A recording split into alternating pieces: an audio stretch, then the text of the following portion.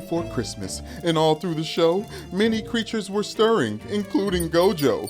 The hot takes were spun by the gas bags without care, in hopes that StuGotz riches they'd soon get to share. Sports bettors were sitting on the edge of their beds, sweating out parlays with way too many legs. With Dad in his golf cart and I on the beach, nestled before TVs for bowls Pop-Tart and peach. When in the fourth quarter there arose such a clatter, children logged on Twitter to see what's the matter. To the four-letter network I flew like a flash, tore open DK Sportsbook to deposit some cash. When what to my wondering eyes should appear but 38-year-old LeBron James and four others in Lakers gear. He spoke not a word, but went straight to his work to cook Jason Tatum in the Celtics backcourt. But wait, do you see? Even more should appear. It's 3 NFL games to fill my heart up with cheer. Now Raiders on Chiefs and Giants on Eagles. Then Ravens and Niners. Is this even legal? Then I heard my dad say as he drove out of sight, Merry Christmas to all and a damn good sports night. Ho, ho, ho, ho, ho, ho, ho.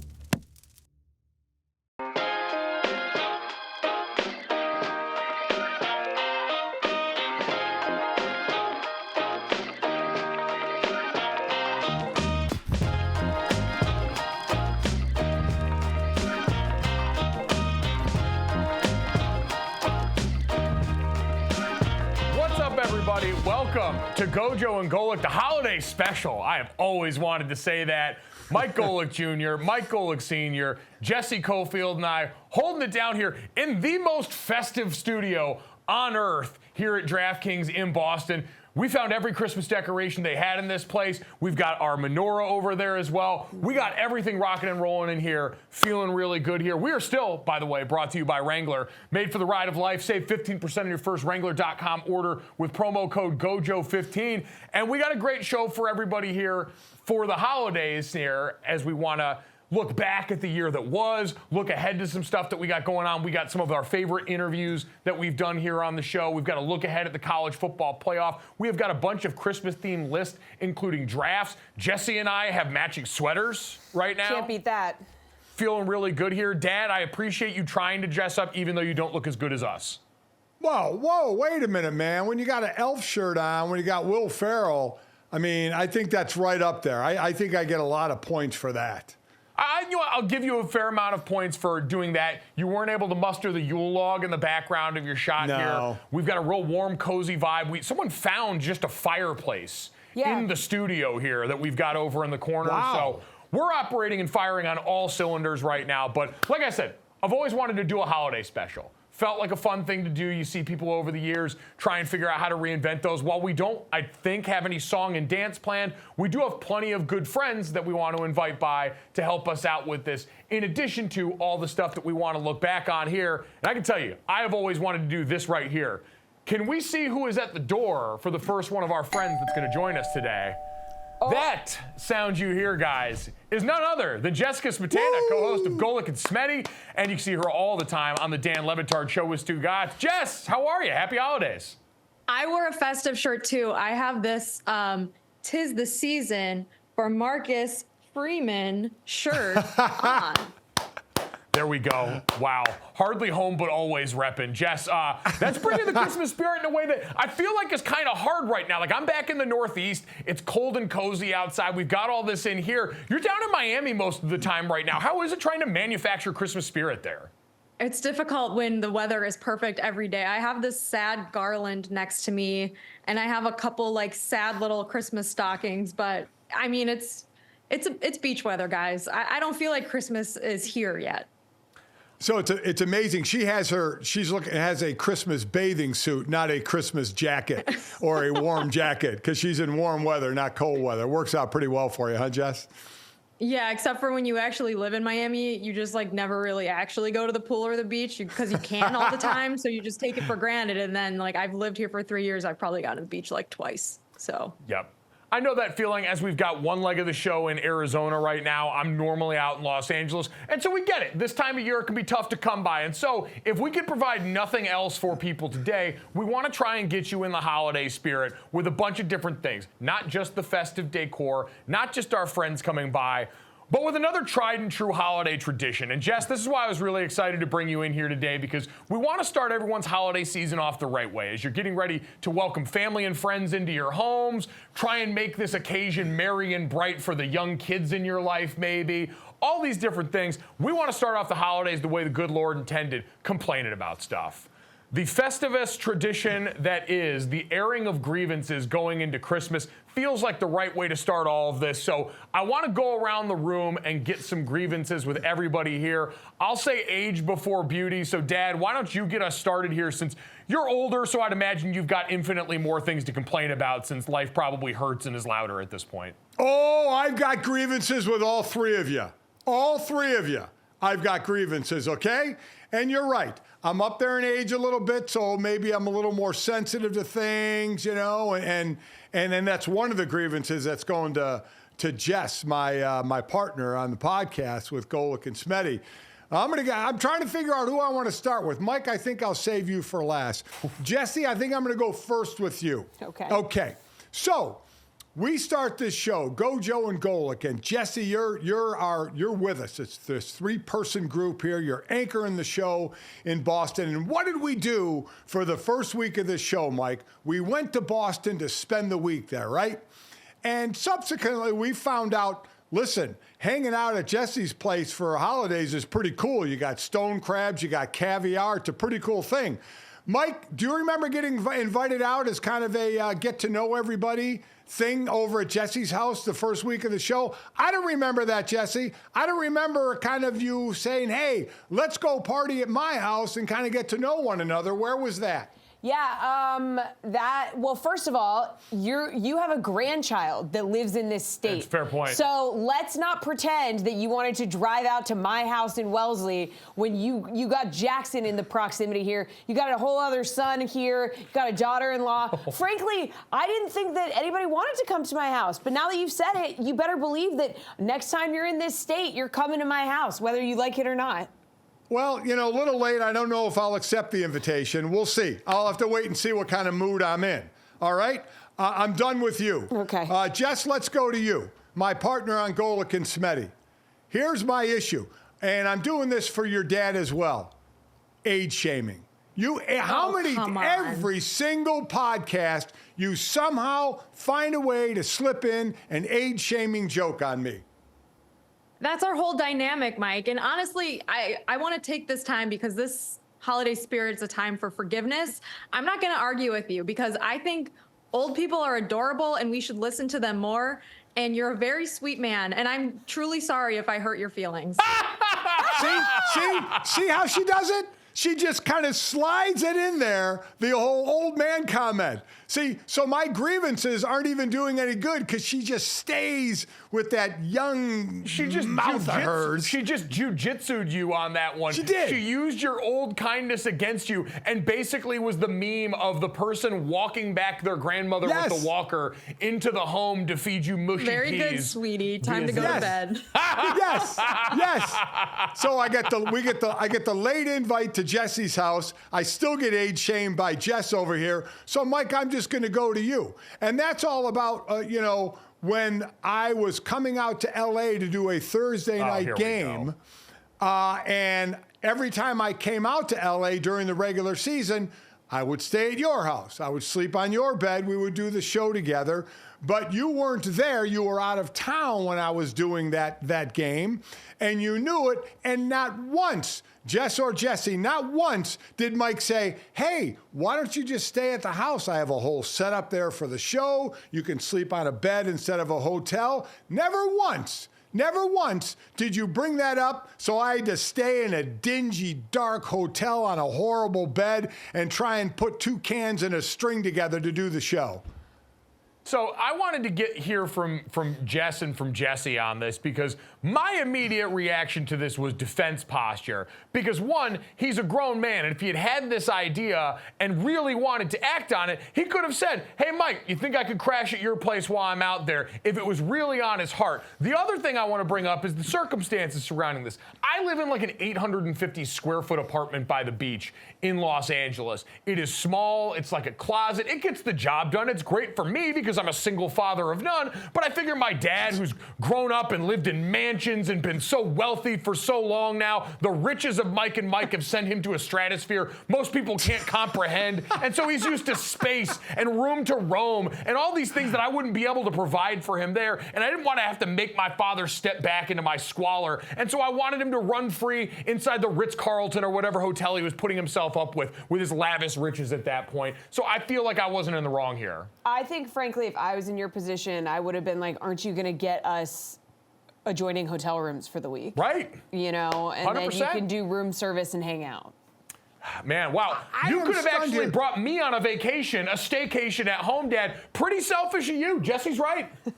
Jess, you're my last hope on this. Mike's giving all the excuse in the world, saying that I should have brought it up. It's not my house to invite myself. He didn't invite me. Please tell me, Jess, my partner in a podcast, that you're on my side on this one. I agree with Mike. Like I said, we should listen to our elders. They can teach us a lot of important lessons. It's so true. From the before times here, how to power a car that's got no real working engine, just a crank in hand there, what it was like when milk cost a nickel, what it's like to be able to buy a home in cash, not even just because you're as wealthy as my father, but because home prices were much more affordable and realistic. So, Dad, do you feel a lot better now that you've taken aim at everybody in this room? I hate all three of you. How about that? Merry effing Christmas to all of you. Yay! All right, there we go. I appreciate that. I'm going to be honest. When we came to the airing of grievances, I was going to kind of keep it PG here. I thought maybe we'd point the arrow out at other people here. But Dad just decided to really lean into the Festivus spirit and light everybody in this room on fire. So, Jess, you're our guest here. I want to make you feel welcome. Is there a now that you've had this sprayed in your direction, is there a grievance that you'd like to get off your chest here this holiday season? I made a short list. I have many more because I love complaining, but I'm just going to start with this. Let me know if you want me to expand on any of these. Here are my grievances. People who say that there are not enough bowl games, football season weddings, recipes not having a weight measure. I don't want to use cups. I want to use my scale. Please get serious. Matt Canada, Miami drivers, the absolute worst, the worst. Notre Dame's offense this season against good defenses. People who stand in the way when it's not their turn to board yet, but they think that it is. They're actually in group 6, but you're not. Yes! And so you have to go around them in all of their bags, even though they know 6 comes after 1, 2, 3, 4, 5. And not getting invited on the show enough. You guys, come on. This is the first time you've invited me on this show in months. What's the deal? Those are just a few. No, you know what? And that last one's a valid criticism there. I just figured you already see too much of my dad once a week and have to deal with StuGotz on an almost daily basis, even though he's hardly ever actually on the show at this point. So that's a fair criticism, Dad. We feel on that last one, we feel that we need to have people at least 30 and mature enough to be on this show. Wow. He got my ass. I'm so young. Yeah, I did. But man, you are so right. You are so right about the airport. I mean, just sit down and wait your turn. Oh, thank you. Always right. I was going to say, yes. The airport is really the source of most of my frustration in any given year. And just hit on the principal one there. It's people in the airport have no awareness that anyone else is flying besides them. They decide whether it is the people that want to stand in the middle of the moving walkway, the people that won't clear their bins at the end of the TSA line and just let them pile up as new ones come out there. The people, and we had the famous viral video of this year of the guy cursing out a baby on the airplane for being loud and quiet. It is the most selfish place that I have encountered, and there are more people, like the football field is the only place where I could legally assault people in my life. The airport should be number 2. I should be able to keep people's cars who double park and knowingly violate that right, and I should be able to full open on office linebacker people that stand in the middle of the moving walkway at the airport, Jesse. Yeah, 100%. good call. Yeah, I think we should make crime legal. So a purge at the airport would probably go a long way. My only other grievances, I would say besides that, were the people that are constantly complaining that Lane Johnson or any offensive tackle in the NFL are jumping offside. It's called timing the snap. You spend all offseason working on it. Everyone else has an advantage there. The D linemen are incredible freak athletes here. You're trying to take advantage of the few things that you have at your disposal on offense. He's timing it well because he's better than you are. Deal with it, normies. So you admit that defensive linemen are better athletes than offensive linemen? Yeah, for the most part. Probably not Lane Johnson. He's a freak, but yeah, he is pretty much a freak. That's your grievance? That's your grievance? Yes. That and the people that wanted to ban the Tush Push. I think that's a cop-out by losers who aren't competent enough to actually run it themselves and are mad because a group of big burly boys banded together and decided they could be bigger and burlier than everybody else in their path and have taken to steamrolling them for the most part, by and large. That's fair. Yeah, That's the only way that gets banned, it's not going to get banned because people aren't getting hurt, and that's the only reason they ban stuff. So that won't get banned. Jesse, what kind of grievances do you have? Yeah, so my main grievance that I will air right here, right now, has nothing to do with anybody in this room except for one person, I guess, is technically in this room. Being pregnant at the holidays. Oh, just, yeah. Oh, man, none of you have experienced this, and let me tell you, it sucks because I need a drink. I need a drink right now. And let me tell you, drinking while pregnant is frowned upon, and I will not be doing it. But what I'm saying is you never need to drink more or like want to drink more to be festive or also to get through whatever you have to get through around the holidays. You never want to drink more. And here I am, 30 weeks pregnant, can't have a drink, and it's not great. It's not great. So that's my main grievance. Is the amazing thing to me is my grievance, I had one against all three of you, and you all, ripped me for it. Jesse's grievance is against her unborn child. Yep. Her unborn child she has a grievance against. Yeah. I mean, the kid's kind of cramping her style right now, so I get Literally it. cramping my style. I have cramps. Yeah, I mean, I love him, obviously, but yeah, it's worth it to be pregnant and you get to meet your baby and all that stuff. But yeah, it sucks to have to be sober for 9 months, okay? Boy, you're really selling that one. It's called a grievance for a reason. I will say, though, to Jess's point earlier, we can learn a lot from prior generations, as my parents have always pointed out, like, oh, my mom was carrying around a cigarette all during my pregnancy here. What's the drink here they're really going to do? Yeah, and, well, we, saw how our parents' generation turned out. That is very Yeah, not great. Whoa. I'm just saying, we learned... You learn from history, right? That's what you're supposed to do. I learned it by watching you, Dad. And how are you going to, by the way, rip her for ripping on her child when you sat up here and essentially did it to your actual child and then the other person that's like a daughter to you at work? Yeah, at least my child's not born yet. He can't hear me. Yeah. Yeah, well, he can't hear you, but I'm sure as hell going to tell him everything you said. That's for sure. Jess over here is like the daughter that... Well, you know what? She's kind of like Sydney. They're the same age, graduated the same year, and she rips me as well. So I guess I should feel right at home. I know that it's not a compliment when you're about to compare me to Sydney, but if you're going to do it, give me whatever you got her for Christmas, because I'm sure it was really nice. I'll take a credit card, too. I was going to say, he can operate fair. the same way. He'll just send you the credit card number, you buy what you want, and then that's the Christmas present to you there. That's a sick gift. That is a pretty sick gift. Yeah. That's horrible.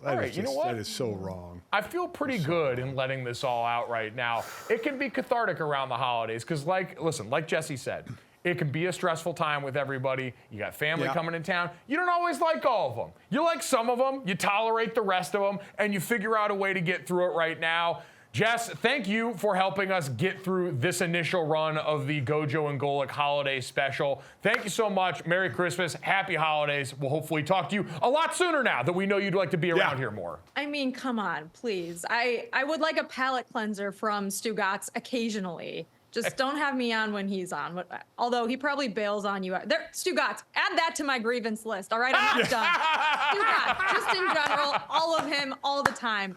He's on the list. The internet is saying that Elf on a Shelf is being likened to poltergeist visits. Is the elf on the shelf a snitch? Honey, I just won the Canadian lottery. One of my family members would screw up enough to where we could hold it against them for the rest of their lives. That sounds like a recurring nightmare to me. All this stuff is to watch sports. Yes. That weekend, you have guys messing with their stones to watch sports. Well, I hope no one's just having an elective vasectomy just so they don't have to like go to work.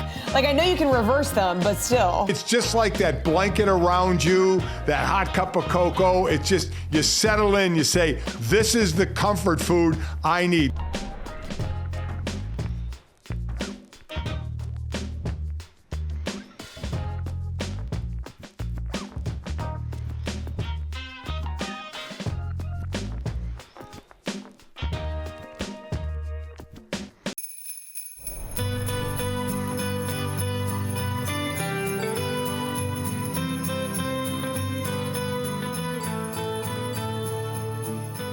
Welcome back to a very Golic holiday special. Guys, 2023 has been the year of Taylor Swift, our Lord and Savior. From dropping new albums to selling out stadiums to finding love, ? Okay, that's right. The budding romance between Taylor Swift and Travis Kelce has taken the world by storm and has brought a whole new audience to the NFL, okay? Swifties swarmed their TVs just trying to get a glimpse of who has now become known as Taylor Swift's boyfriend. But not all the attention was good, okay? We had some old school football fans who were not the biggest fans of Swelsey, as some may say. So, to help us break down the best of Taylor and Travis, who's that? Let's welcome in friend of the show, namesake of Wilder Wednesdays, Charlotte Wilder.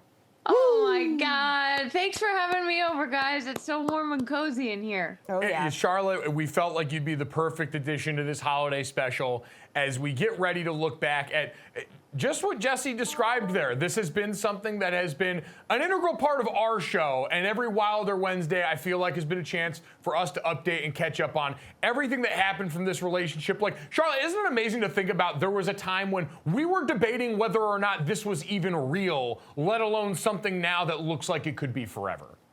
Yes, it's truly remarkable. I don't know, I feel like maybe this is revisionist history. I feel like I always sort of thought it was real, but I also feel like I wrote a Substack where I said something like, even if it isn't real, so I guess I was hedging my bets, but I don't know. It felt like, I was talking to my mom the other day, and she does not usually sort of bring up pop culture stuff, and she was just like, I said, Taylor was at Gillette, wasn't she? And I was like, yeah, and she was like, it makes me so happy seeing them together. They both seem so lighthearted, and I think that is the best encapsulation. They just seem like they're having a really great time together. So here's my question now that we're past are they or aren't they? Now it's, where do you think, Mike, the wedding will be? Oh, God. You know what? That's a great question, and I honestly have no idea. At her I have house an idea. in Rhode Island. Yes, Yeah, thank you, Jessica. obviously. Oh, Yeah. you think? Okay. Right, Charlotte? These men. We're like, okay, clearly at the Holiday House, which is what Last Great American Dynasty is based on, but Yeah. I digress. Also, Rhode Island on the beach, like, obviously the most enviable wedding location ever. Like, yes, she's definitely getting married there. Boy, me and Dad just boy mathed ourselves straight back into the student section Very on that obvious one. answer. So this is, Actually- this is why we like this great group here. Well, it could be a little too public, is all I'm thinking, because there's a resort right next to it where you can just sort of camp out. Very easy. Rent out the Ocean House. Rent out the Ocean House for your guests Yeah. to stay there. Tented wedding in her backyard. See, I envision more of her like taking over a small island and flying everybody in to the small island and being a real destination But wedding. whatever country that's in, it could be like a national security threat or something. Like, you just gotta. And then you got to deal with like boat paparazzi, like Diana, like Princess Diana. Yeah. had to. Yeah. And, complicated. none of us want to Watches The deal with Crown. boat paparazzi, so Not us. It's we a will- pain, as I've had to. It's really difficult. Yeah. Well, you know what? We're going to move away from boat paparazzi in the future and instead look back at the past and some of our favorite moments that this has brought us. Because, Jessie, you mentioned it off the top. It really has been fun, especially as a card-carrying Swiftie, to watch that part of my life and that part of the world merge more fully with the sports part of the world, specifically the NFL. There's been plenty of crossover. All of us here are football fans. All of us here are Taylor Swift fans. But there are some people that were meeting the other side for the first time, and it brought up a lot of really big moments. So, Charlotte, you are our guest here. You are giving us your time on this holiday special. I want to start with you from this last year, from this relationship, your favorite Swelsey or Tavis moment from 2023. Oh man, I think probably when she first showed up at that Chiefs game and everybody lost their minds and I freaked out. I just absolutely freaked out. I could not believe this was happening. But it was actual, like, that's my knee-jerk reaction. My elbow jerk reaction is when they went out for the first time publicly and Travis held Taylor's hand like a football and he had her concealer on his nose and a little red lipstick around his beard. A little frisky. I liked it.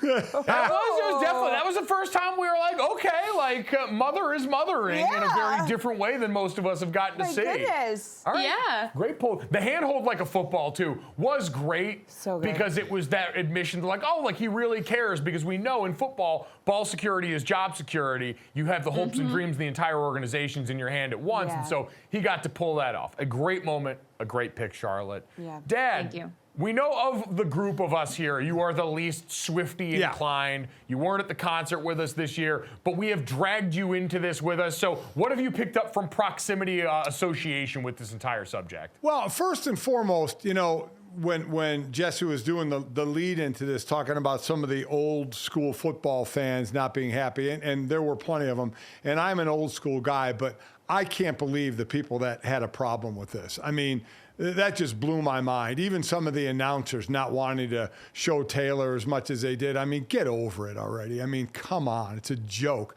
And I, as a parent, part of me, the best part was when the parents were getting together and getting to know one another, because that's a big part of a relationship. If your parents are around and you're close to your parents, to having them all meet, I think that's a very, very cool thing. But I think I liked her line about Chads, Brads, and Dads. You know, just kind of basically, come on, people. You know, what are we doing here? You know, and in the context of the way she used that, So I thought that was a great line I thought she used.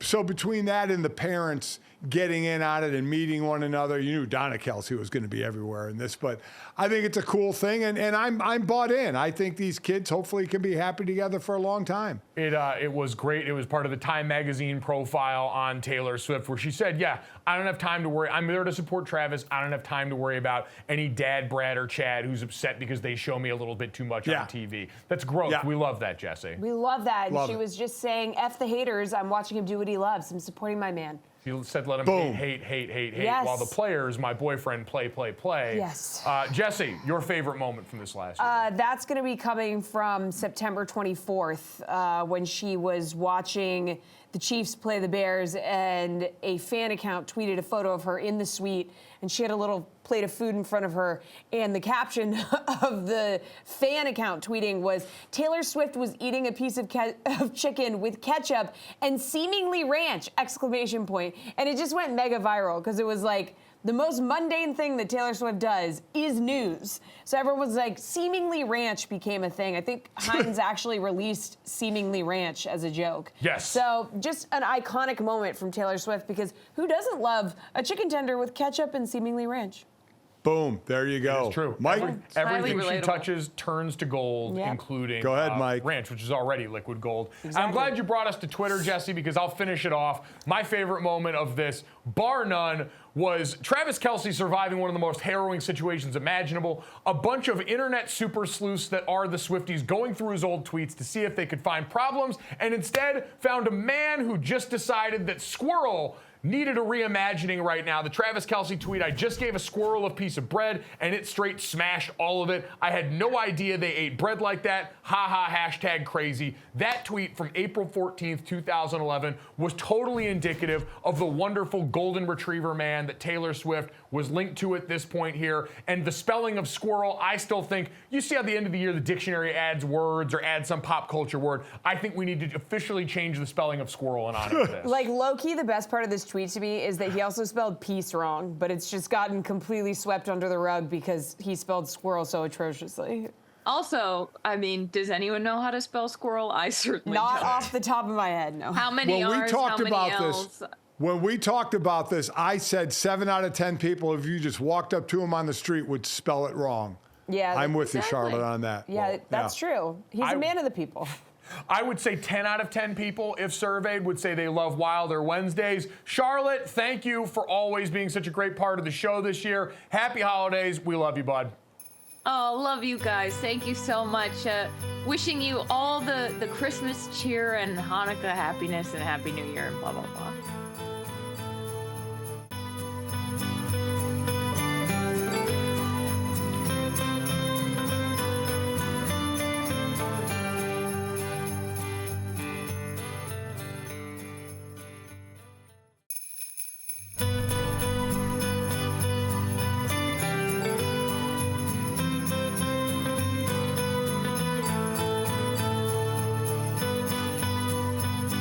Welcome back to a very Golic holiday special. It is time for something really exciting, okay?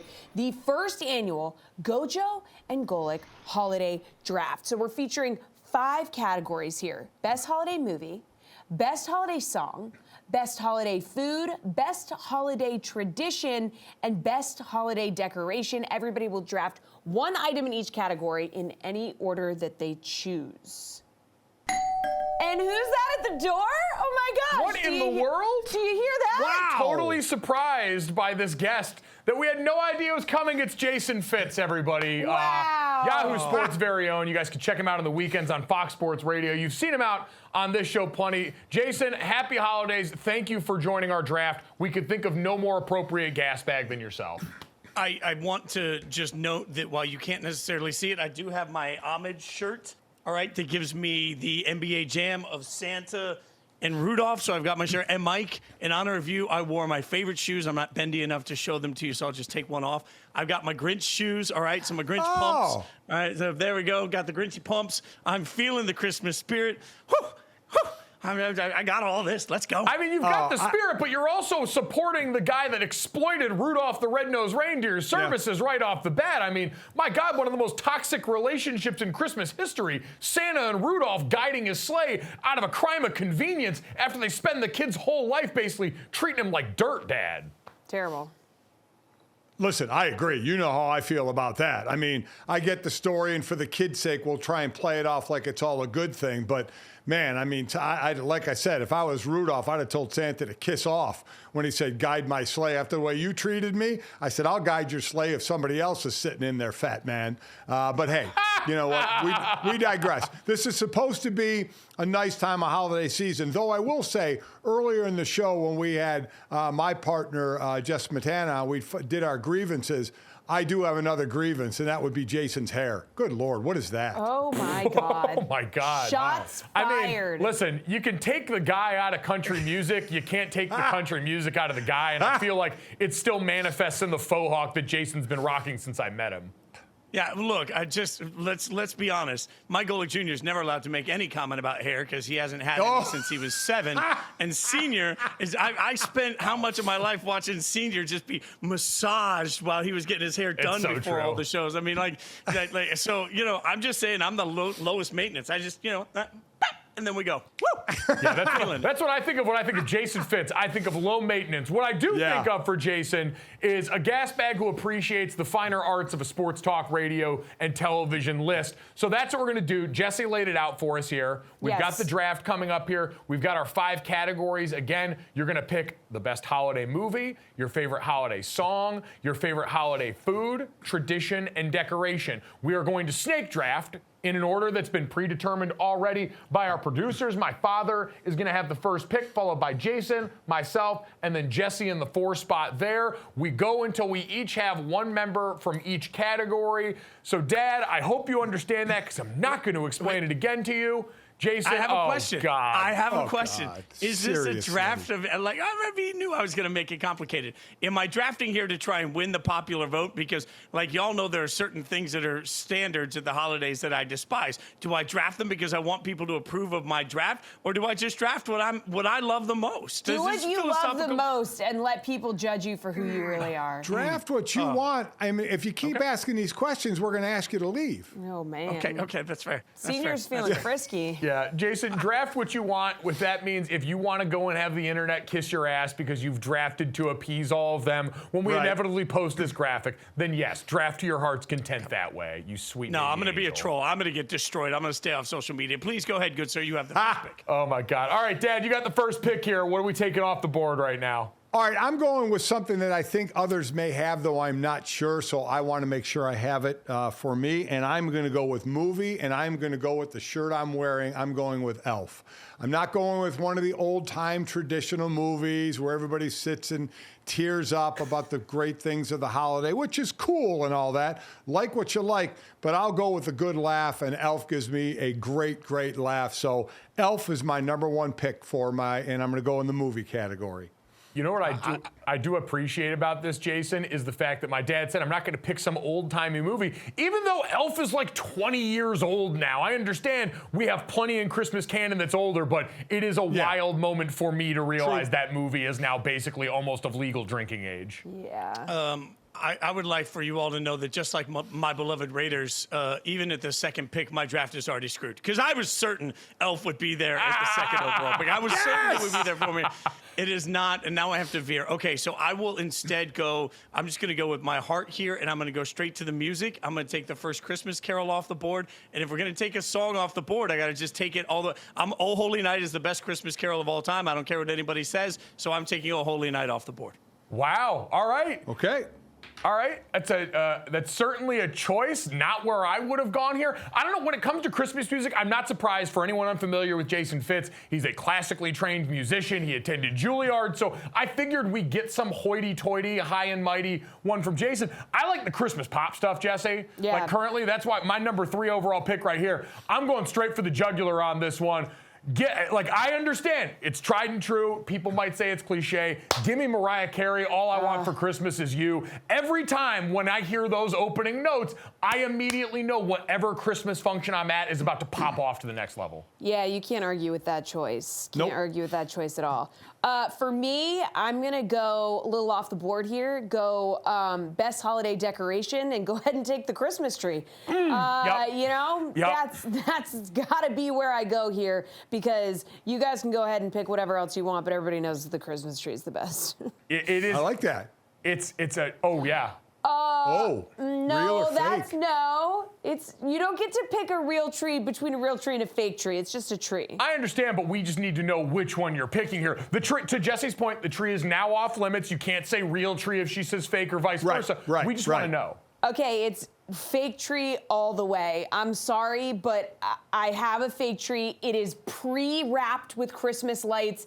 It is just plug and play. And if you're truly an adult once you realize that the fake tree is better than the real tree. Yeah, I'm with you there. I've dried out too many real trees to make it fire hazard, so I understand. I Yep. get that. All right, snake draft, Jesse. You get the next pick. Second, we're in round 2.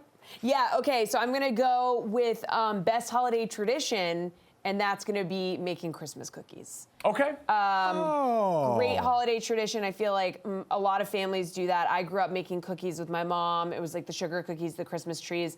So that's where I'm going with my number 2 pick. All right, solid number 2 pick there. Great holiday tradition. I am also actually going to go holiday traditions on this one, and I'm going to go the Advent calendar. In my family, this is the most sacred holiday tradition we have. My mom, every year, I am 34 years old. Yep. My siblings are all now north of 30. And my mom still, every year, sends us out Advent calendars to all of us. At this point, later on in life, she's going to be spending thousands of dollars between kids and grandkids, sending it out every year because we've become accustomed to this. It is a little dose of chocolate to start every one of my day, and I love it so much, Fitz. Good. They make bougie advent calendars they now do. too that have like super expensive stuff in it. Like you start That's the ones hitting we moms have. up and be like, hey, there's no doubt. I just meant, you could get away from just the chocolate. Okay, I respect that. You guys have look, I've got some things in my back pocket since I know that I'm going to be trolling the world anyway as we go through here. So I'm going to go, I think, with best Christmas decoration because tree is already off the board. I'm going to go with the wreath. At my house, I've got the wreaths on the fence and then the wreaths in the window. So like the lit, beautiful Christmas wreath, I will go for that as my second pick off the board. All right, I like that. My second pick, I'm going to go to tradition, and I'm going to say the Christmas Eve get-together. We've had so many great ones as the kids were growing up with our friends, the Perianos, who have their 3 kids, the same basically age as our 3 kids. And for so many years when we were in Connecticut, we would go to their house for Christmas Eve. It became tradition, the meal, the present swapping and everything. And I thought it was great. So I would lean toward having that family get together on Christmas Eve. And then Christmas Day is kind of your own. You lounge around. You don't have to get dressed up. You kind of make some food throughout the day and pick at it. Make Christmas Eve the dinner. So I think, Dad, you described it in there and you said it. I want to make sure. are you picking, because I would consider White Elephant or the Yankee Swap, where you do the gift-giving swap, kind of its own tradition. So that was what we always did with the Perianos. Do you want to take that as the overarching Christmas Eve party, like the White Elephant party, the gift swapping that was at the center of that? Sure, I could do that because that was always so much fun. I mean, oh my God. Every year we would especially try when you and- could steal. Oh, I would say every year we would try and set up. Alex Periano was the youngest kid between both families, and every year we would try and set up knowing the gift that he wanted and make sure someone stole it so he couldn't have it because he would cry every year because we were monsters. Hilarious. We most famously did it with a hilarious. signed Peyton Manning jersey. He was a big Colts fan, and it absolutely broke him. Yeah, and this was when he was really young because, by the way, when we do family vacations together, he's the MVP every single year. He's unbelievable. My dog right there. All right, we'll go. Can we'll we go acknowledge, though, that your White Elephant is a signed Peyton Manning? Like, I'm used to doing, like, you know, a $10, like, you guys Michael Scotted this where you brought, like, the iPod. Yes. Oh, all right, Dad. Back-to-back picks for you, Dad. You've got off the board right now. You've got movie and you've got tradition off the board right now. So if you're keeping score at home. I'm going to go decoration, and I'm going to say the edible decoration. Whether it's a candy cane or sometimes you hang on the Christmas tree, you have the decoration that's chocolate as well. And when you're young, you can go up and you can take the decorations off the tree and eat them. So those were always my favorite. Whether it's now or even growing up, we used to do that. Candy cane's the obvious one, but you used to have chocolate pieces of chocolate as well that you could just take right off the tree and eat. So that's where I'm going. Oh, hold on. So you mean an edible decoration that's on the Christmas tree?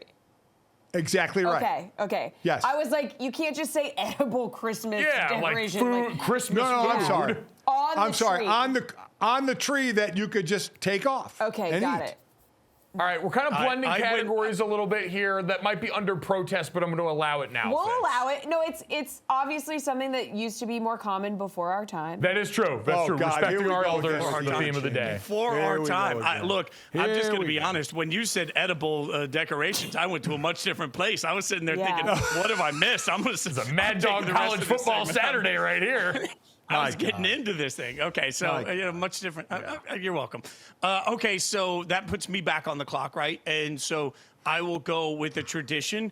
And while it does typically take place on Christmas Eve, it's different. So I think I can get away with this. I will go with the candlelight midnight service where you sing Christmas carols. Like you go to the church and you sit there with the candlelights and everybody sings the Christmas carols.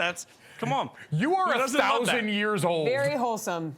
Yeah. That is very Look, nice, though. I was going to go nice. feeding the homeless because that's what I did last year. I was just going to do that so nobody would vote against me. But I decided instead I'll go back to my childhood. Like, yeah, you get the little candle. Everybody sings Silent Night together. And, like, come on. Like, that's a beautiful thing. Do you have Werther's candies in your back pocket right now? Oh, Yes. come on. He's got the tin. I have them that's in my got the book bag. cookies I have in them in my book bag. I think Yeah.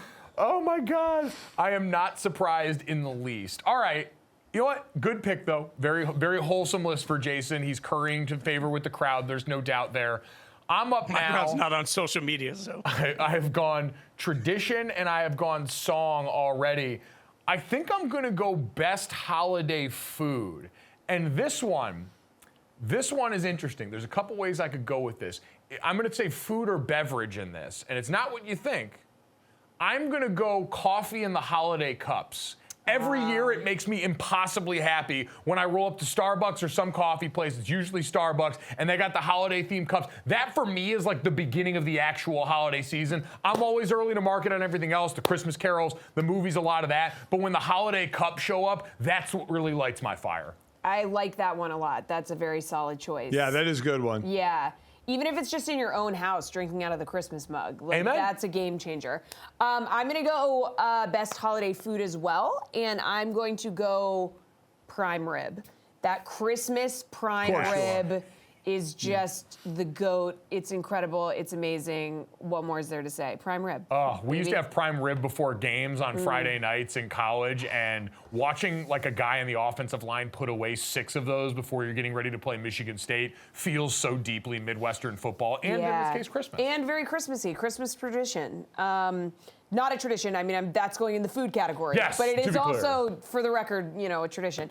Okay, now I'm back to back. So to open up round 4, I'm going to go with best holiday movie, and that's The Holiday. Okay. Ooh. All right, that is every girl knows Cameron Diaz's wardrobe in that movie is absolutely unreal. Jude Law is at his hottest. I mean, it's just the best. Yeah. Mm-hmm. No, it's a great pick. I'm glad we're starting. See, I figured movies were going to wait until the back half of the draft because there's a lot of depth. Like once you get past Elf, for a lot of us, I think given our proclivities here, that was going to be near the top of the list. So I understand Dad going there. Everyone else understands like drafting a quarterback in fantasy. You can wait till the later rounds and still get a lot of really good value in this one because it's a flavor of ice cream deal. So I'll knock holiday decoration out right here. And I'll go stockings. A lot of really good memory from stockings as a kid. It kind of works into tradition because that would be what was full of all like the candy and knickknacks and goodies when I was a kid. Right. So I'll go stocking. It's a classic. It photographs really well. It's a great signal when you walk into somebody's home too to figure out, all right, how good was Q4 to my current friends? Because depending on the quality of stocking they bought, you can tell a lot about that. Yeah, is it custom? Is it, Yeah, good is it one. woven? Is Good it one. just red? You know, all these different things. So I'll go stocking there. Fitzy, what do you got here? I'm suddenly rethinking every stocking I've ever hung to make sure it meets the standards. Okay, I'll go Christmas food. I don't really have to go food here, but I think my movie's still going to be on the board. So I'm just going to go with the honey baked ham, Christmas food, because turkey is trash and mashed potatoes aren't any good and pie's awful. So ham wins by default. I can't really find a lot of Christmas food I love, but I will go with ham. Oh.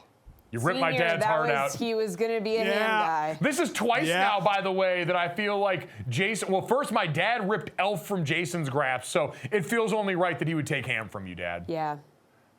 Oh, and my second one was Christmas cookies, which, Jesse, you took. Sorry. Got to plan for the board. Got to plan for the board. Yeah, Dad, these are your final two picks here, so make sure you get it in. Oh, my God. This is going to be so I'll go with now I got to think of another food. So I'll go with song. And again, I knew nobody was going to get this, but man, do I love this song. And I have a feeling only Jason is going to really know it and have listened to it. Mike, maybe. Jesse, I don't think you have. Little Drummer Boy, but the one sang by Bing Crosby and David Bowie. That to me, I know Jesse's face already. Jason, you know, that is classic. Hearing those two harmonize is so good. All right, David it's a great Bowie. pick. I would make fun of you for being old, but we're giving that up this year, and we're running out of time. So, Dad, we need your last pick, and then we've got everyone's final picks coming up here. So, what do you got? Oh my God, I got my ones taken.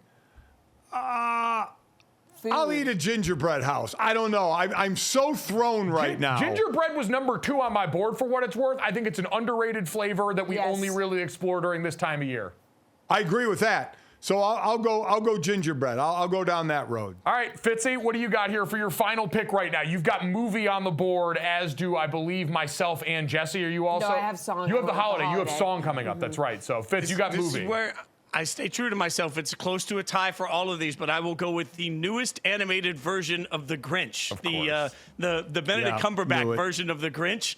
Absolutely spectacular. Best of all 3 of them. Better than the original. Better than Jim Carrey. So I go with that Grinch. There you go. Knew we'd do that. All right, no, not surprising at all from the guy who opened this with Grinch shoes. For my last pick and for movie, and it really only loosely qualifies, I think, as a movie. It might be a television special, but I'm going to say it falls under the Charlie Brown Christmas special. Every year, it is my one thing that I know for sure I have to watch. Charlie Brown trying to help put on the Christmas play, the small tree that I have a replica of in my apartment, all that sings. So I'll go Charlie Brown Christmas special. That is Boy, you have no absolutely problem solid. moving the goalpost, do you? It was movie and you went TV show, but that's okay. You went Your edible name Christmas first. decorations. It's a So special. It doesn't count. Okay, mine is song, and I'm going with "Have Yourself a Merry Little Christmas," the Frank Sinatra version. It's a classic. Frank Sinatra around the fire at Christmas. It can't be beat. That's what I'm saying. It comes on, and you're just settle into that holiday cheer. All right. Love it. I feel pretty good about all these. At Jason Fitz on Twitter, when we put out his list, make sure you let him know how wrong he was. And, of course, make sure you start off your holiday season and your new year by checking him out over at Yahoo Sports on Fox Sports Radio. Fitzy, happy holidays. We appreciate you joining us, buddy. Happy holidays, guys. This is the new best tradition. God. Oh, God. Get out of here, kiss ass.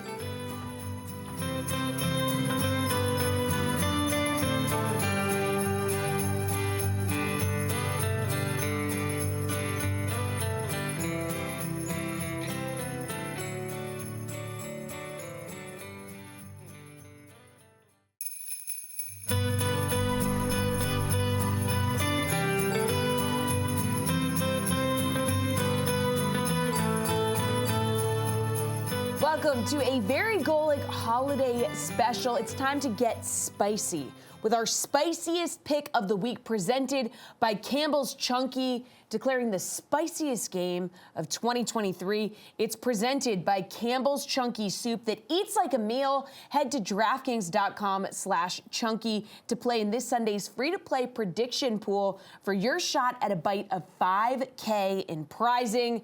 So, fellas, let's go. What was the spiciest game of the 2023 season so far? Yeah, and we wanted to try and challenge ourselves a little bit on this because obviously usually when we're talking chunky, we're talking the NFL. You're thinking the Kelce brothers and their mom and soup and all that. And Dad, it would be very easy to go with what was the most watched, the most popular game of the year. And I am so ashamed at how long I had to look at our document and figure out the Roman numerals for Super Bowl 57 because I'm an idiot and because Roman numerals are stupid and outdated and we should move away from that system entirely. Add that to my list of grievances from earlier in the show. And so I think we can say, Dad, the Eagles-Chiefs Super Bowls, one of the most entertaining that we've seen in a long time there. A back-and-forth fight for the ages. The Chiefs get the win. Travis and Jason Kelce, the first set of brothers, as we famously heard, to ever square off in the Super Bowl. They were the story of that entire week.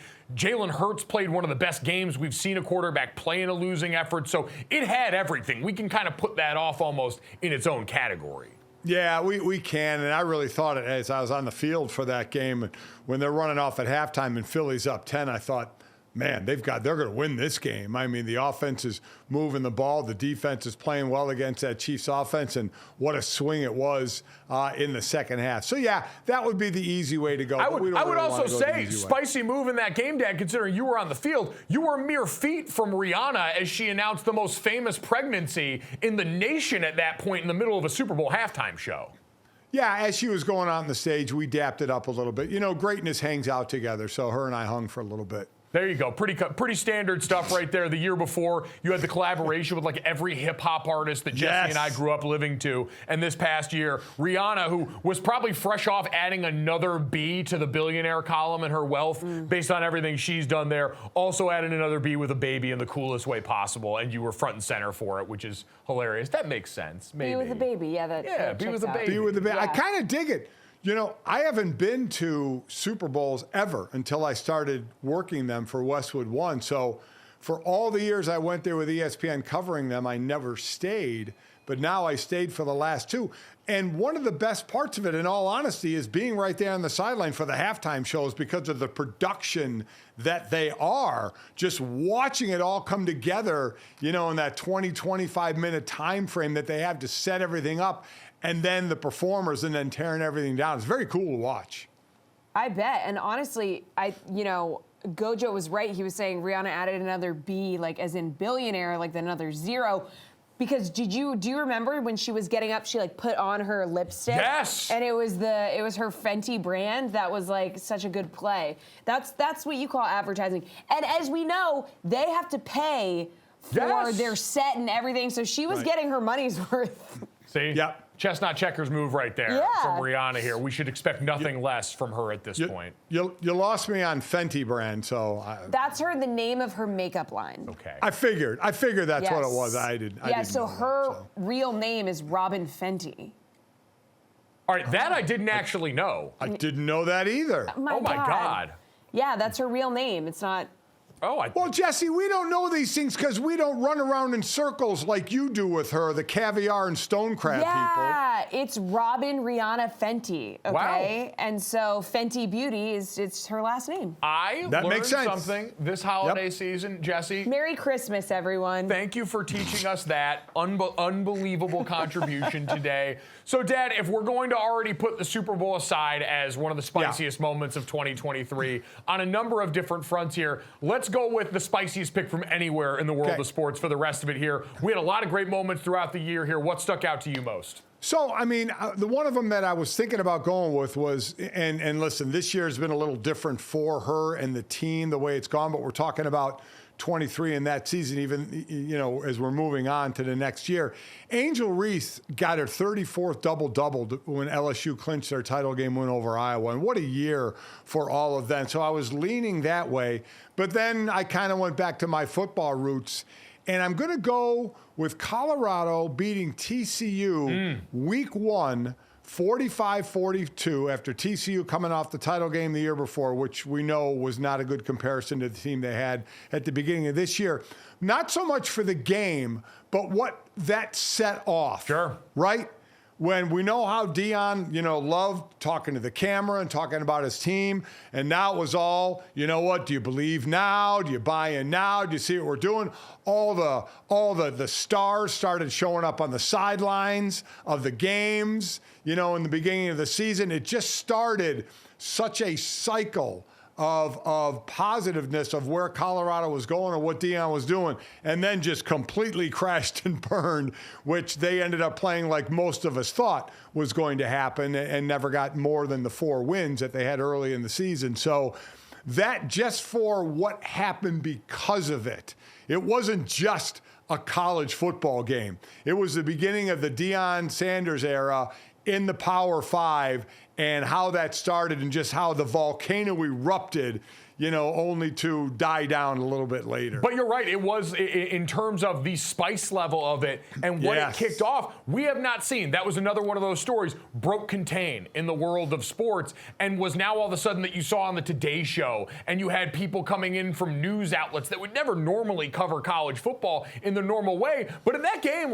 it feels weird to say now because of the season that they had on the other side. TCU was coming off an appearance, albeit an appearance like mine, in the national championship from the year prior. They had been the darling of the 2022 season, and they rolled in, and at that point we thought gave Colorado instant credibility, coming off an offseason where Deion Sanders had portaled the roster together in a way that we had never seen before. So it was a revelation in not just college sports, but world, sports in general around the country, and the way it got covered in the aftermath of that. But Dad, I kind of leaned into what you did there, because other places around the world of sports, we had the Denver Nuggets win their first title in the NBA here, and Jamal Murray and Nikola Jokic were awesome, but that's not a team. They weren't necessarily spicy Nuggets in the way that we'd think of there. Jamal Murray's a fiery guy, but in general, they took on the personality of Nikola Jokic, who's a guy who would rather be helping race his horses than do anything associated with basketball, as we well know. You had major upsets in March Madness on the men's side, like Purdue getting upset by Farley Dickinson, the second biggest upset in tournament history, another 16 taking down a 1, which we had seen before from UMBC and never thought we'd see again in our lifetime.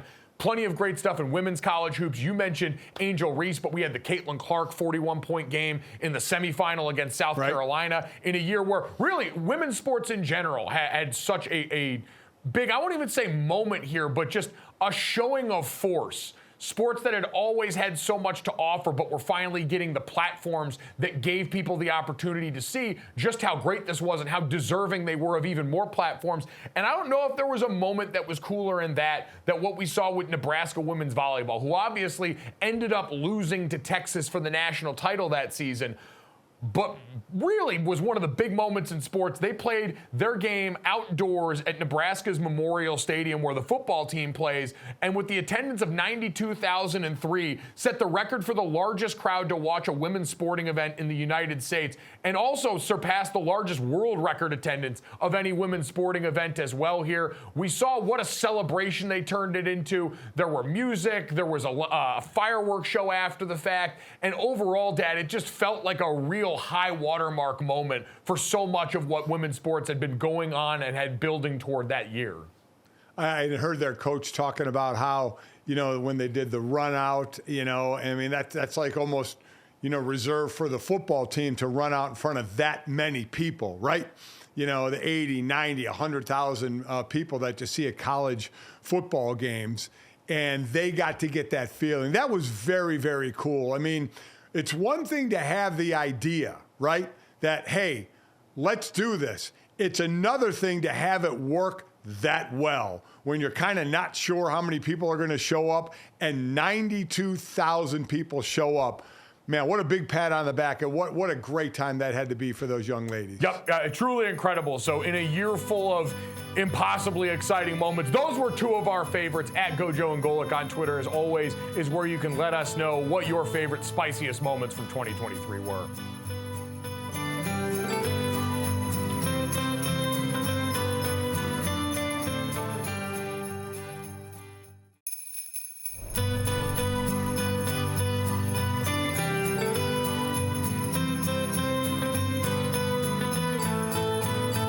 Welcome back to a very Golic holiday special. We're feeling very festive in here. So January 1, guys, it's going to bring a new year.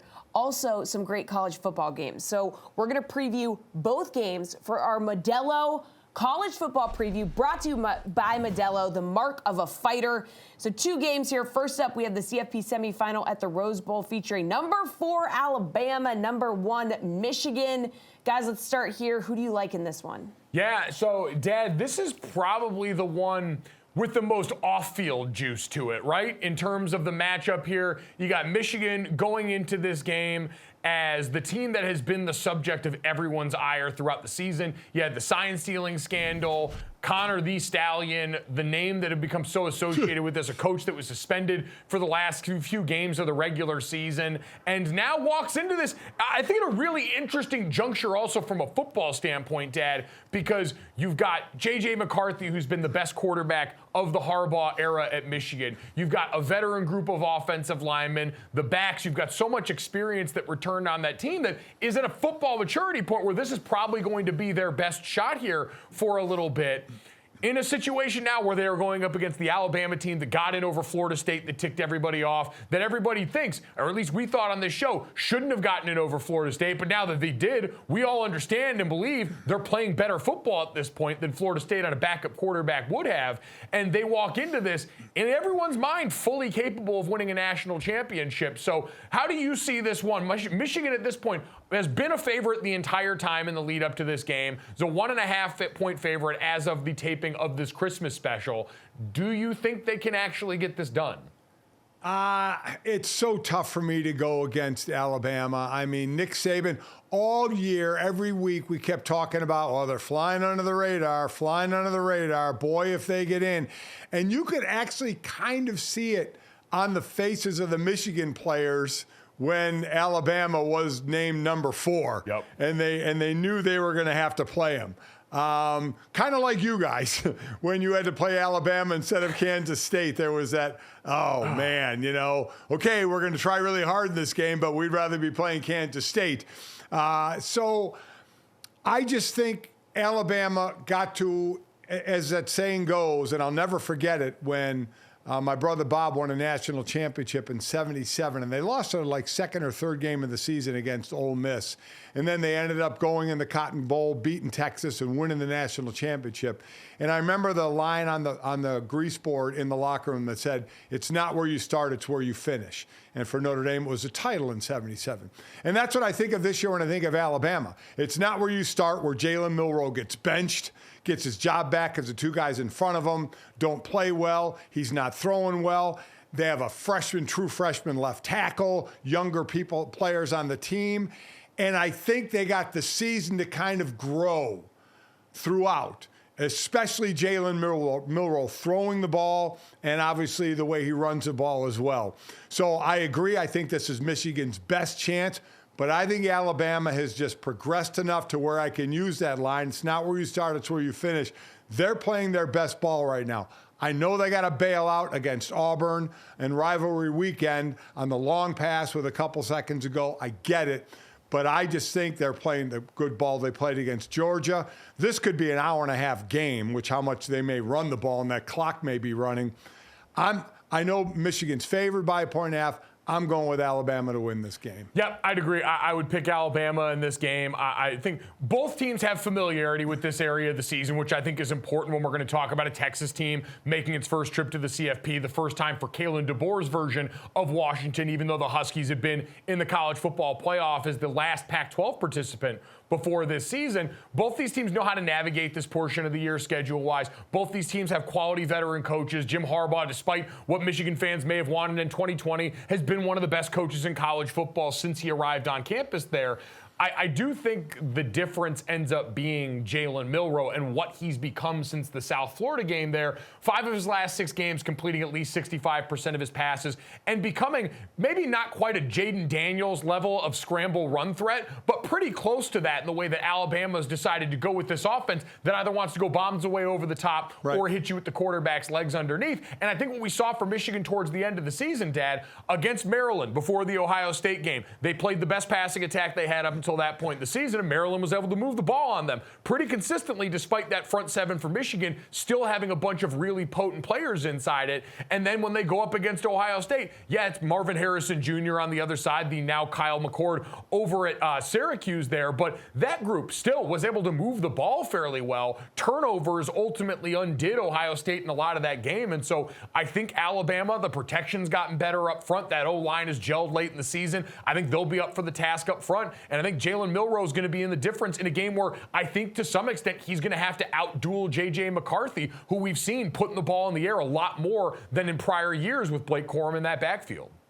Yeah, I agree. I think they're going to have to throw more to win this one. And it's just, we sit there and say it's tough to go against a Saban or a Belichick when they have good teams. Belichick doesn't have a good team. Yeah. Saban does, and that team really matured and grew through the year. As everyone's pointed out, probably one of Nick Saban's best coaching jobs, considering what the season looked like at the beginning versus what it looks like now for the SEC champion Crimson Tide who get in. Dan, in the other matchup, we look at the Sugar Bowl, Texas versus Washington. The Longhorns 4-point favorites in this one. A Washington team that is no stranger to feeling doubted this year. They were they were underdogs in their second matchup in the Pac-12 championship game against the Oregon Ducks after beating them at home during the regular season and still found a way to get it done. That was probably one of their better performances the entire year. This could be the best collective offensive football game we have seen in college football all season long and in a long time, with two offenses that both have incredible quarterbacks in Michael Penix Jr. and Quinn Ewers,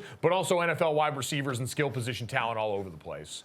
So, I picked Washington at the beginning of the year to make the Final Four, so I feel a kinship to them to keep going with them, even though Texas is favored. This could be one, just like I said, the other game could be an hour and a half. This one could be 4 hours with all the passing and maybe incompletions that are going on or out of bounds, things that are going on. And this could truly come down to who has the ball last. And I would take the over in a heartbeat in this game. So I kind of look to the other side of the ball, Mike, the defense. Washington defense makes me nervous. Even though I think Oregon was playing better than Washington in the Pac-12 game, Oregon still scored, I believe, 31 in that game.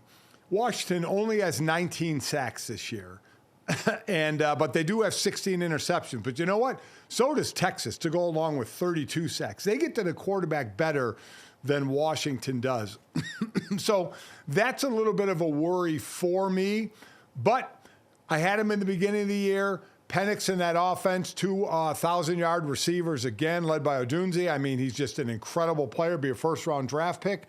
So I'm going to go with Washington to outscore Texas in this one in a high-scoring affair. So I am taking the underdog in both these games and a potential Alabama-Washington matchup for the title. Yeah, Dad, I lean Washington right now, too. Just because, and we've talked so much about all the skill position talent, but the lines of scrimmage for both of these teams this season have been a revelation. For Texas, we've talked about, Kelvin Banks is a name people are going to get to know, sophomore left tackle for them, who's been great this year. The offensive line that's been better. But think about what Sark's been able to do. I think his biggest calling card in the first 3 years of his tenure has been building up the depth on the defensive side of the ball as well. Devondre Sweat, their D tackle, 362-pound mountain of a man, college football award winner Byron Murphy, have become household names in the Big 12 this season because they've been so productive. They've been really stout on that side of the ball. But for Washington, watch that Pac-12 championship game. Tuli Latuli-Nasanoa, one of their defensive tackles, was immovable against a really good Oregon offensive line. I think on the edges, Zion Tupuola-Fatui and Braylon Trice both have been productive, maybe not always getting the sack numbers there. I think they showed they can step up in big moments, and they're going to have to again in a game that's mostly going to be a laser light show. I'll take the Huskies with some timely defensive plays being made, much like they were in the Pac-12 championship game there. No matter who you root for, it is going to be an absolutely electric college football playoff, despite all the weird controversy that got us there around the selection process that was still messed up. Selection committee, you're probably getting coal in your stockings this year. We're still going to ultimately all unwrap a really, really compelling final 2 games here leading up to the college football playoff national title.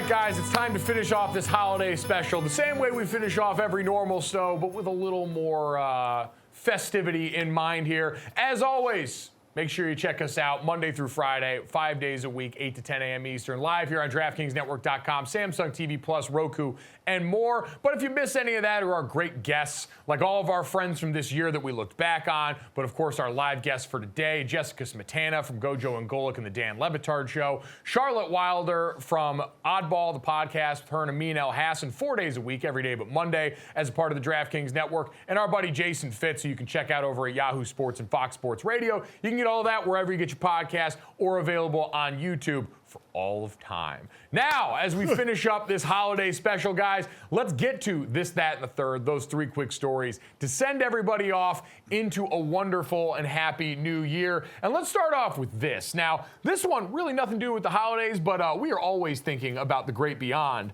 And apparently so are a group of scientists who are learning how to talk to whales. A group of scientists, this is the headline from the New York Post. A breakthrough conversation between humans and whales could help us communicate with aliens. Apparently, a group of scientists said they had a first-of-its-kind conversation with a humpback whale that could one day lead to humans communicating with aliens. The exchange was a 20-minute conversation, in quotes, between a female humpback whale named Twain in August of 2021 and a group of scientists. They were able to boom a sound underwater that drew Twain over to the boat. Now, they're basically trying to make the claim, which sounds like the movie Contact, I think, that because of the nature of this indication, this could be an indicator in the future of how we might be able to communicate through deep space to other civilizations out there. Dad, are you buying any of this or understanding even close to any of it? Yeah. Correct me if I'm wrong. They recorded sounds of whales the day before and played those back, and another whale responded to recorded whale sounds. Is that what I'm understanding? Yeah. Yeah, more or less. Yep. Call and response, nature. So what? I mean, if I record birds chirping and then I play it as I'm sitting out here and other birds fly into a tree by me and start chirping, is that... No, I don't get it. That's I don't science, get it. Dad. You just don't understand it. It's fine. You're not a worldly, scientific person like me and Jesse. You don't get it. You know, it's what they're basically trying to say is that we got to be able to figure out if sounds mean something so that we can play it back into the universe and contact the aliens. Yes, because if I learned anything from the movie, not Signs and not Contact, I forget what the other one was that came out recently with those giant squid aliens in the room. Yeah. Great movie. So good that I can't remember. It's Arrival. So good that I almost forgot its name. We need to know exactly what we're saying to the aliens and vice versa so we don't misconstrue this and start an interplanetary conflict, which we're good at down here just on our own planet. I would like to not spread that to the rest of the cosmos. Yeah. Do you think our first public interaction with aliens, because it's going to happen at some point, maybe it already has, will be positive or will they be threatening? I think it'll be positive from their side. I think we're always in a defensive posture, and so we're probably going to mess this up unless we get the right version of ooh. Right. Yeah.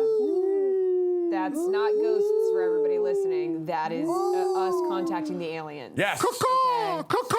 All right, now you made the bird noises, and now the laser beams get fired there. Yeah, You okay. see? All right. You did it There we wrong, go. and now we're dead. Yeah, All right, sorry. let's go into that, okay? Let's talk about that, which is that a family had a little bit of a blunder here.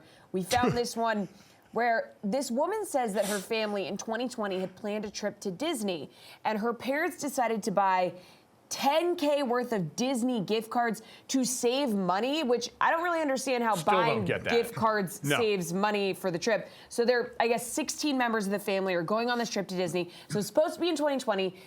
Canceled because of the pandemic. It's happening now. So the daughter goes to the parents' house because they said they were having trouble booking the flights and reservations using the gift cards or reservations, meals, Right. whatever. She comes over and finds out that her parents have purchased $10,000 worth of Disney Plus gift cards.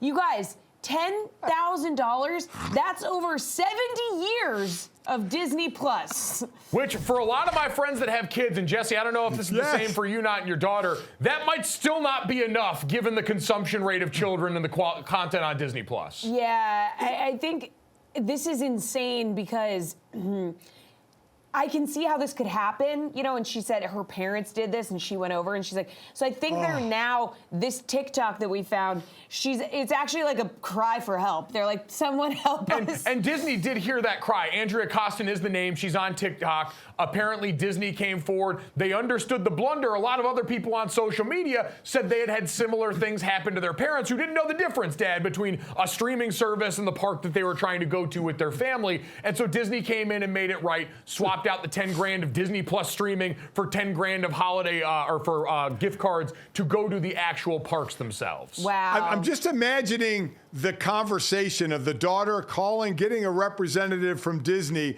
and starting out the conversation by saying, my parents are dumb. Yep. This is what they did. Yeah. And then explaining that because I would make that mistake. Now, maybe not with Disney Plus because that's more, but they are getting Hulu and ESPN. I mean, you're getting the bundle if you want it for 70 years, so you are getting that. But it is a mistake, I think, along those lines I would make as well. Good on Disney for correcting that and giving them, what they wanted, the $10,000 in actual tickets and meals, at the parks. I think they'll enjoy that a lot more than 70 years of being able to watch that streaming service. I just think the problem with putting your name on it now is if I am a scammer out there, this sounds like every one of those getting a call from a Nigerian prince, we need you to send us $10,000 in blank gift cards here. Now they got a target on their back. Now people know, they got not even with some help from the outside. They did this. This call was coming from inside the house on this. Now you got a target on your back and you really got to have your guard up from here on out. The best commercial about that to me is when the guy is sitting at a computer, an old guy, honey, I just won the Canadian lottery.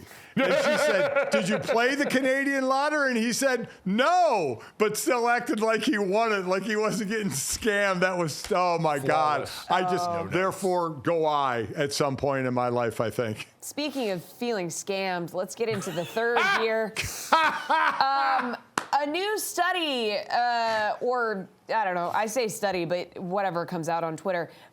The internet is saying that Elf on a Shelf is being likened to poltergeist visits for parents because there's so much pressure on social media for them to do these like elaborate elf setups and everything. So your elf arrives.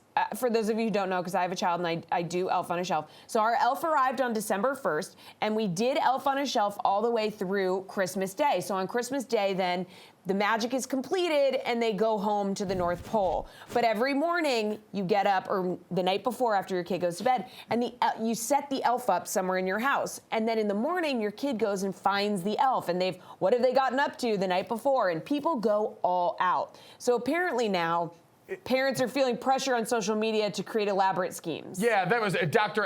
Elise Vernon of Aberystwyth University's Department of English and Creative Writing said a lot of parents are feeling social media pressure. They said it's harmless for the kids and it's a thing to do at home, but they're feeling pressure to do more and more elaborate stuff to try and get clout online. My question is the elf supposed to be, because there's that old famous line about Santa, he sees you when you're sleeping, he knows if you've been bad or good. Is the elf on the shelf a snitch? Yeah, so here's the thing. So I don't do the elf that way. There's a whole new thing. So our elf is just fun. There's nothing about the elf watching you. There's nothing about anything. It's just a fun thing to look for in the morning. Some parents, and I'm going to go ahead and say I think this is a stupid thing to do, they say that the elf is watching you. So they tell their kids the elf is watching you, and he's going to report to Santa if you're bad.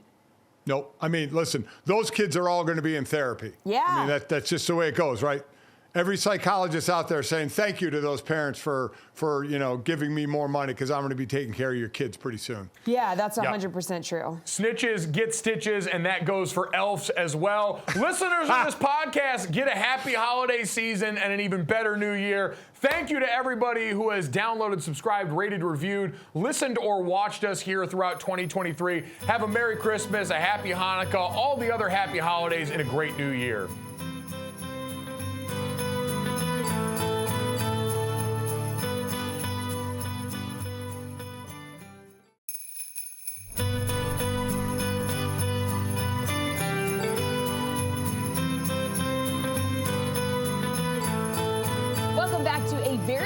holiday special. So all year long, Amazon Prime has been helping us kick off your NFL weekend with Thursday Night Football on Prime. It's on. And guys, it was really on when Amazon Prime debuted the first ever Black Friday game this year between the Jets and Dolphins.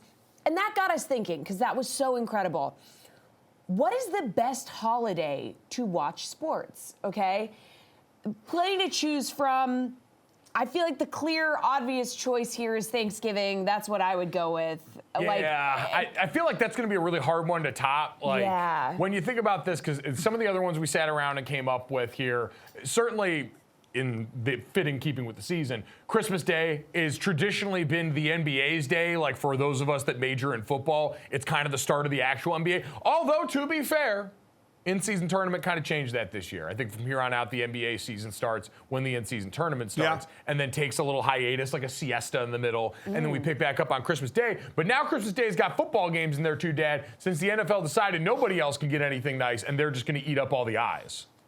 Yeah, that has become monstrous. There's 3 games on, there were 3 games on Christmas, and I mean, to have that to battle against the NBA has been somewhat interesting for the league to do. But if I look at 2 things, I look at Thanksgiving now, what Jesse brought up. You have the 3 games, NFL games on Thanksgiving. You had the Black Friday game as well. And then you have very meaningful college games still on that Saturday, then leading into Sunday NFL and Monday Night Football. So from a quantity standpoint, and usually that's quality by the end of the season, that's tough to beat. The other one, though, and the one I just love because of all the upsets, is the first weekend of the NCAA basketball tournament. Yeah. Specifically the Thursday, Friday.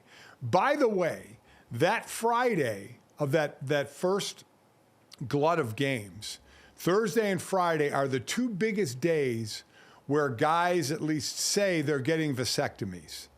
Oh, yeah, that's right. So they can sit around with the bag of peas all weekend. So they could sit around with the bag of peas on the coulions so they could watch basketball because they had their procedure done. That's when guys will plan it so they don't have to go to work, so they can watch that first Thursday and Friday and the upsets on your sheet and how your sheets of integrity and all that. I just love. And I love the guys. That's going to a really, really interesting place to make sure you can watch it. But push comes to shove, I'll take Thanksgiving because it's Thursday, Friday, Saturday, Sunday, Monday. Tough to beat. That is a really interesting place, Jesse, to wind up in life, and kind of like the season of life I'm in now where a lot of my friends are starting to get vasectomies. Yep. Yeah, that's some serious boy math, trying to time your vasectomy. Wow, is that the original boy math? Is that the OG boy math? Trying to time your vasectomy with the start. Because March Madness, like, there's no other holiday there. We have that on the list because it is in and of itself a holiday now. I was out in Vegas for a bachelor party one time that coincided with the opening weekend of March Madness, and it's for sure a gambling holiday. Like, that was, I mean, before people had sports betting readily available to them, they had a trip to Vegas for the start of March Madness, and people just sprinting towards the ticket counter there. I mean, all this stuff is to watch sports. Yes. That weekend, you have guys messing with their stones to watch sports. Well, I hope no one's just having an elective vasectomy just so they don't have to, like, go to work. Like, I know you can reverse them, but still. It does seem like a lot of unnecessary. Like, also, you could just lie and say you got a vasectomy. Yeah, what's going to happen? Your boss going to be like, prove it? Yeah. Like, I need to see the doctor's note. Yeah. I don't think they're legally allowed to ask for that. Yeah, doctor's Probably note. not. His nuts don't work anymore, frowny face. They don't. Yeah. Chestnuts roasting on a very different open fire Oh my at that point. God. Okay. The only other ones that I can think of, we talked about in our college football preview. College football on New Year's Day certainly has been a big-time tradition as of late. You've also got Boxing Day. We want to shout out our EPL friends over there right now. December 26th, a big deal over for Premier League footy. Baseball on the 4th of July, 2 things that have been very traditionally Americana. I'm sure the guys over at Baseball's Dead would appreciate that. Although I think for baseball opening day, while it's not tied in with like a holiday like America's birthday like that, is much more of a baseball holiday than I think of, just because it is the true celebration of the sport. It's springtime, everyone wants to get outside, all that stuff. Completely agree. Springtime opening day, get outside, the freshly mowed grass. I agree. It's not around a holiday, but it feels like a holiday. I still think Thanksgiving is just the GOAT because, Yeah, I do. first of all, I agree. there's food everywhere, right? So it's like Yep. you can just mash food. It's not like Christmas where there's like activities that you have to do, like opening presents and blah, blah, blah. The only real activity on Thanksgiving is eating and watching football. So, And you get the very like random halftime shows that have started to become part of this. We had a big, great time celebrating Creed this year, but we had Dolly Parton this year. We had the weird Jack Harlow incident. very tiny set that Yeah. went along with that too. Steve Aoki in Seattle because why not? So yeah. I feel like think those. Thanksgiving takes the cake. It also, and this is no disrespect to our friend Scott Hansen, who we love, but it is nice on Thanksgiving to just be able to sit and digest one game at a time over the course of a day, space it out a little bit with the food mixed in between. So, Dad, we're both Thanksgiving on this side. We're assuming you're along with that as well? Yes, I'm there. Thanksgiving right. as well. I'm in on that. Just the quantity and quality there is I think unmatched. So I'm good with it.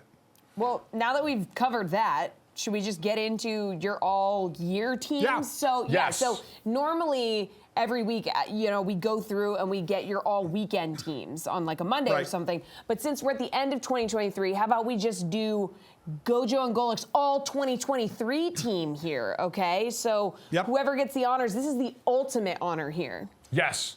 The ultimate honor here, we're just going to do second and first team. No honorable mention. We want the big timers on this one. So, Dad, I'll start with you. Your 2023 all-year team, second team member is who? Los Angeles Dodgers for signing Shohei Ohtani. All right. I mean, sign this man to the biggest friggin' contract in North American sports, man. Putting everything on the line for a guy that's injured and can't even do part of his job, yet is still going to make $70 million a year, though he's deferring, a bunch of it. That is throwing all your eggs in that basket to say, we got to win. Nope. Listen, it's pretty understandable. A worldwide phenomenon like Shohei Ohtani and the attention he's going to bring to the Dodgers, and certainly the play they expect to bring there, not just now, but for the very near future when they eventually get that arm back too. One of the biggest stories of the year, much to the chagrin of everyone else who roots for any other baseball team that doesn't have the infinity payroll. My second teamer, I'll go Lionel Messi. Coming over, the hysteria and the mania surrounding his move to MLS this season and what it created down there was one of the wildest things. We're used to sports stories I always call them break and contain when they become bigger than just a sports story. We had a couple this year, certainly like the Michigan sign stealing scandal that we mentioned, but Messi just felt like something completely more. We've seen guys come over from soccer across the pond late in their careers, but Dad, I don't think I remember David Beckham's initial venture into here, some of the things like that. Seeing this up close and personal was pretty wild. It was pretty impressive, and then he just comes in and dominates right away. It's like a high school varsity guy playing against a JV at some point. It was it was very, very cool. All right, my first team, all 23 team, is the Kelce brothers, because remember in the Super Bowl they played in 2023. Travis and Jason Kelce, two brothers that are going to go in the Hall of Fame and have an incredible podcast that has gone to new heights. Get it? New heights. With now the whole Taylor Swift thing going on. Come on, that was pretty good. For those that don't know, that's the name of their podcast.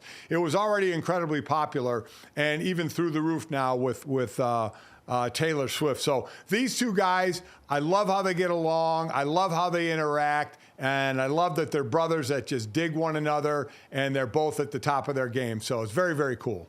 Yeah, no, listen, that would have been a great pick if the real winner of 2023 wasn't sitting out there already. That's Donna Kelce, the mom right now. We saw her, the star of the Super Bowl, obviously been front and center throughout the relationship with Travis and Taylor, getting a bunch of the advertisement deals that go along with it. You never go wrong betting on mom. I know that from firsthand experience. So that is our all 2023 teams right there. Congratulations to the very deserving winners there, especially capped off by a mother, because this show appreciates moms everywhere.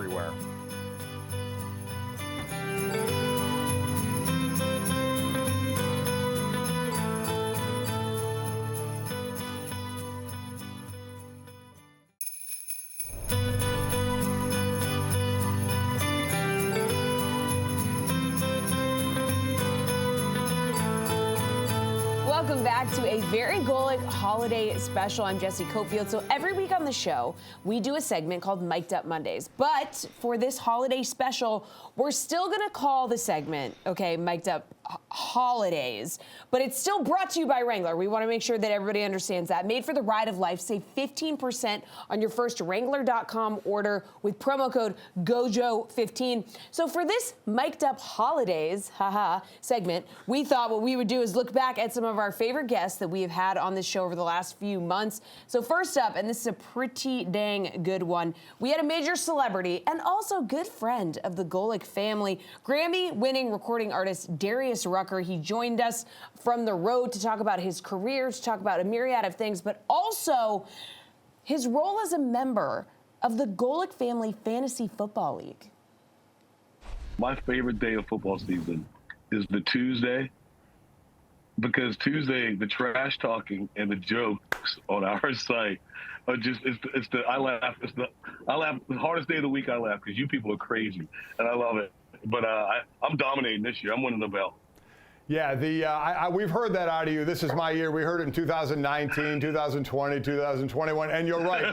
The smack talking is something that will never go public. Let's just say exactly. that right now. That's for sure. Yeah, that's for sure. It will definitely. But you play a lot of fantasy football, right? Don't you aren't you in more than a few leagues?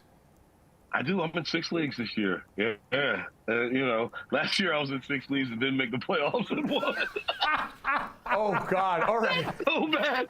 That's mathematically impossible. That's horrible. Guys, how's he doing in the fantasy league now that we're here at this point? Is it his year? So I'm the one that keeps the score, and I haven't put in the results of this I forgot what week it was. It was before Christmas, but it was Darius is not winning. Mike is actually winning. Mike was actually winning. Yeah, buddy. My son-in-law, Sydney's husband, Ben, the future doctor, was second. And Caroline, a newcomer the last couple of years, Jake and Jenny's friend out in Boston, she is in third. Darius is in fourth. He's in fourth place. So at one point, we had a belt made up. Yes. And that we send around to the winner that we still have. But it is fun. I mean, it's a daily fantasy pool. It's the DraftKings daily fantasy pool that you can play on the DraftKings app. We've been playing it for years. Like before we even started working here, we had been doing this. And so we do a little money in the pot every weekend. And over the end of the year, we measure up the winnings there. And I have been absolutely cleaning up on everybody this year. You can say, oh, Mike, it's not fair. You work in sports. You've got all this information. No, you know what? I just want it more. Just care more. It's about what's in here, inside my chest, not my brain, not my knowledge. It's about what's in here. I just care more, and I want more than you guys. That's fair. That's completely fair. And how about this one? How about we go to another amazing guest that we had, Katie Nolan. She jumped on with us before her appearance on Celebrity Jeopardy. I got to a point this year where I was like, you just start giving yourself credit for things you've done. And I've watched Jeopardy every day for like the majority of my life. And so I was like, you know the ins and outs of it. You get a lot of questions right at home. It's just going to be about believing in yourself and calming down when you're up there. Because, being on TV, you're like, oh, I feel like I have to, I don't know, it's just stressful. And so I figured it would be a good challenge for me to like, trust that I know something and just say it, because, some things in my career have kind of beaten into me that I don't know what I'm talking about. So then it's just like, believe in yourself, because most of the time you just doubt yourself. And so that's what I did. And to answer your question, it was very, very stressful. So that was a really cool moment for all of us. Obviously, we were super pumped for our friend Katie. She's been wonderful. She did wonderful on her appearance on Jeopardy. We're excited to watch her in the next round in the new year. But, Dad, I mean, you watch more Jeopardy, you and Mom and my brother and his wife, than almost anybody I know. So we all kind of got to live vicariously through Katie, who was an absolute machine. She was unreal. And her prep for it was unbelievable. It sounded like she studied more for that than she did in school, especially geography. It said what she hit the hardest. So that was amazing. That show scares the hell out of me because, as we talked about in that interview, we all sit there watching game shows and think we can do it. That's one I never thought I could do. I mean, I've watched, Wheel of Fortune, the $10,000 now, the $100,000 pyramid, all these different shows that I'm like, man, I would love to try and do this. Jeopardy, Jesse, no way. No way, no how could I have done well on Jeopardy. Even Celebrity Jeopardy when the questions are easier. Yeah, I'm with you. I mean, that sounds like a recurring nightmare to me, but not something I want to be part of. You show up at Celebrity Jeopardy and they're like, hey, you're on. I haven't studied at all. It's basically the school reoccurring nightmare, but put to the Celebrity Jeopardy world. Yeah, not Which game great. show, if you got one game show you'd like to actually go on here? Mine would be Family Feud, just because inevitably one of my family members would screw up enough to where we could hold it against them for the rest of their lives. Yeah, I think Price is Right would be fun. Price is Right would probably be the most fun. You're right. It would low be pressure. because you're looking back, see what the audience says. Mike, I'm with you. Family Feud.